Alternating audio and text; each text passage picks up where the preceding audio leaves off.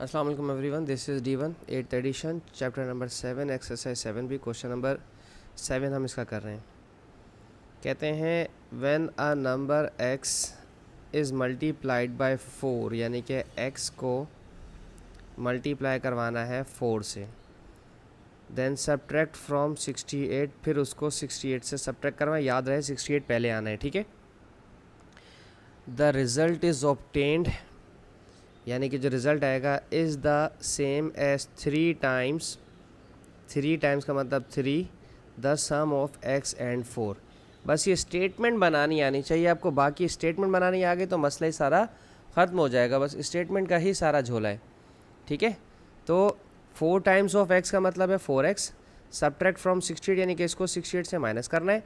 जो रिज़ल्ट का मतलब is equal to 3 as same as 3 times का मतलब है 3 sum of x and 4, x and 4 को प्लस करके 3 से मल्टीप्लाई करवाना है, ठीक है। बस यहाँ तक कहानी, बाकी तो आपको सब आता ही है। 68 माइनस 4x, ब्रैकेट ओपन करें, 3x प्लस 3 4 ज़ा 12, ट्रांसपोजिशन कर दें, इस 4x को वहाँ भेज दें, इस 12 को वहाँ भेज दें। 68 प्लस 12,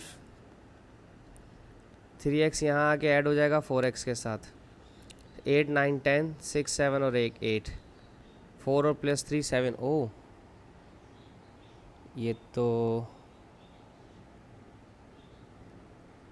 अरे देखा गलती कर दी। 68 में से 12 माइनस होगा, 12 यहाँ आकर माइनस का करेगा। 8 में से 2 गया तो 6 बचा, 6 में से 1 गया तो 5, और 7 और 3 x हो गया। मैंने कहा फ्रैक्शन में आंसर कैसे आ रहा है, फिर 7 इसको आगे आता है फ्रैक्शन में, लेकिन यहाँ इक्वेशन बैलेंस नहीं हो रही थी मेरे से जहन में। 7 1 7, 7 8 56, अब सही है, ठीक है। ये हमारा x का आंसर आ गया। कैलकुलेशन में भी गलती नहीं होनी चाहिए, ध्यान से कीजिएगा, ठीक है। ये हमारा क्वेश्चन नंबर 7 था, दैट्स इट, छोटा सा था। अब हम देखते हैं इसका क्वेश्चन नंबर 8, ठीक है जी।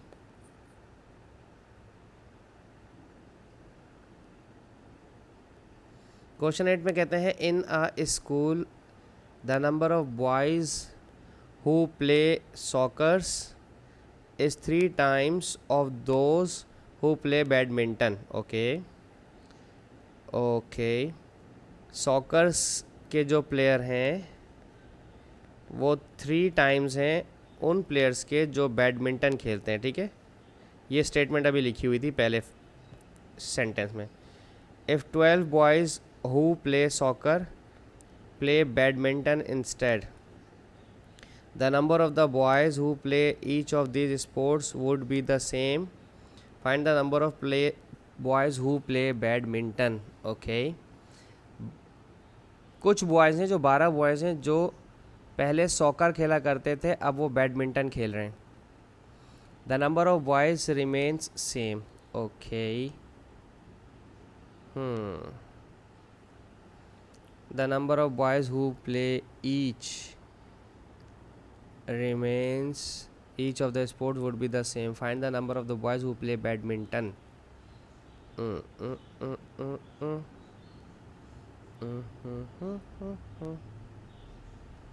तो soccer's in a school the number of boys who played soccer is 3 times. ठीक है, ओके, मैं इसको इस तरह से करता हूँ कि मैं स्टेटमेंट अपनी अब ऐसे बनाता हूँ, सॉकर और बैडमिंटन की, ठीक है, जैसे आपके स्कूल में आपके सर बनाएंगे, ठीक है। 3 टाइम्स ऑफ बैडमिंटन, यानी कि बैडमिंटन को x सपोज करते हैं और सॉकर को 3x सपोज करते हैं, ठीक है। बात एक ही हो गई, वो भी 3 बैडमिंटन आ जाएगा, सही है। अब जो 12 boys who play shockers play badminton, तो 12 लड़के सॉकर्स में से कम हो गए और वही 12 ऐड ऑन हो गए बैडमिंटन की टीम में, ठीक है। उन्होंने सॉकर यानी कि फ़ुटबॉल छोड़कर बैडमिंटन शुरू कर दिया खेलना। तो अब हमें पता करना है कि बैडमिंटन एक्स जो है हमारा बैडमिंटन ही आएगा। तो इसको स्टेटमेंट उन्होंने कहा कि दोनों तरफ इक्वेशन फिर भी सेम ही रहेगी। तो बस दैट्स इट, ये इक्वेशन बनाना मज़े की चीज़ थी इसमें, बाकी तो सब सिंपल कैलकुलेशन है। 12 + 12 24 और 2x और x इक्वल्स टू 12, ठीक है। तो 12 बॉयज़ बैडमिंटन प्ले कर रहे हैं, इत्तेफाक से भी 12 ही आ गया। कभी आप बोले सर पहले भी तो 12 ही थे, तो 12 लड़के आए तो क्या पहले बैडमिंटन कोई भी नहीं था? हो सकता है, कुछ भी हो सकता है, पॉसिबिलिटीज़ हो सकती हैं, लेकिन यहाँ पर बैडमिंटन का आंसर हमारा 12 आ रहा है, ठीक है ना। ये x हमारा चूँकि बैडमिंटन का था, सही है। चलो अब इसका देखते हैं क्वेश्चन नंबर 9।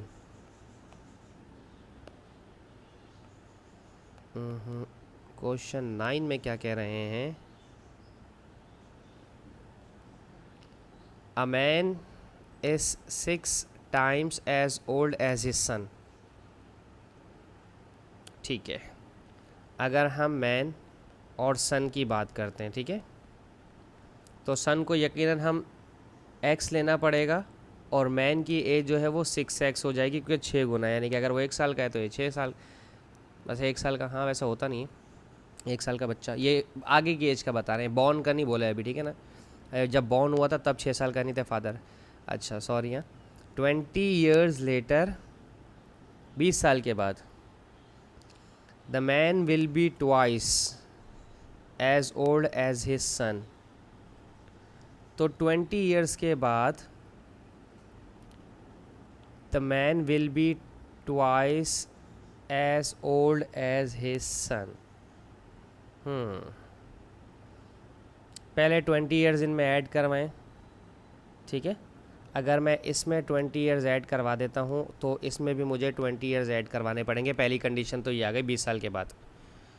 अब स्टेटमेंट है the man will be twice as old as his son. तो अब जो मैन की जो एज है 20 साल के बाद वो 2 times हो जाएगी अपने सन की एज के मुकाबले में, ठीक है। तो मैन की एज है 6x + 20 आफ्टर 20 years और सन की एज है आफ्टर 20 years x + 20, ठीक है। ये 3 स्टेटमेंट्स हैं, ध्यान रखिएगा, पहले 6x और x वाली, फिर 20 years वाली और फिर ट्वाइस वाली, ठीक है। इन तीनों को ग्रेजुअली करना है। Find the age of the man when his son was born. उम्र मालूम करनी है उस वक्त की कि जब उसका बेटा पैदा हुआ था, तब उसकी उम्र मालूम करनी है। जैसे मैंने गलती से बताया था कि 6 साल का होगा बाप तो बेटा पैदा होगा, तो ये गलत हो गई थी स्टेटमेंट, ऐसा पॉसिबल नहीं है डेफिनेटली। अब हम पता करते हैं, ये पता करेंगे कि जब उसका बेटा पैदा हुआ था, जब बिल्कुल न्यू बॉर्न बेबी था, तो बाप की एज क्या आती है, ठीक है। ये पता करते हैं कितने साल में उसकी, मतलब 1 साल पहले शादी होगी यकीनन, नहीं ज़्यादा भी हो सकता है। 2x + 2 4 = 20। अच्छा इसको वहाँ भेजें, इसको वहाँ भेज दें। 6x - 2x 40 - 20, 6x - 2x 4x, 20 - 40 - 20 20, तो 4 1 = 4, 4 5 = 20, तो x कितना आ गया 5। अब ये x था किसका, अगर आप गौर करें तो मैंने x यूज़ किया था बेटे के लिए, तो 6x यूज़ होगा फादर के लिए। तो फादर की एज कितनी हो जाएगी 6x पे करेंगे तो, ठीक है, फादर की एज होगी 6x, यानी कि 6 5 = 30, ठीक है, 30 years का। तो जब बेटा 5 साल का है तो बाप 30 साल का है, ठीक है ना। और जब बेटा पैदा हुआ होगा 5 साल पहले बाप की एज क्या होगी, तो बाप की एज 30 years है, फादर की एज उसमें से 5 years पीछे लेके जाएं तो 25 years हो जाएगा, ठीक है। तो 25 years ओल्ड फादर जब वो था, 25 साल का जब था, तो उसका बेटा पैदा हुआ था, फर्स्ट उसका बेबी बॉर्न हुआ था, ठीक है ना। सही है, समझ आई बात क्या कह रहा हूँ मैं, चलें ठीक है। अच्छा क्वेश्चन नंबर 9 अब हम देखते हैं, चलें इसके बाकी क्वेश्चन नंबर 10 हम इसका नेक्स्ट वीडियो में करेंगे अपना। यहाँ तक समझाने में होप सो मैं आपको कामयाब रहा हूँ। Thank you so much for watching my channel. अल्लाह हाफिज़।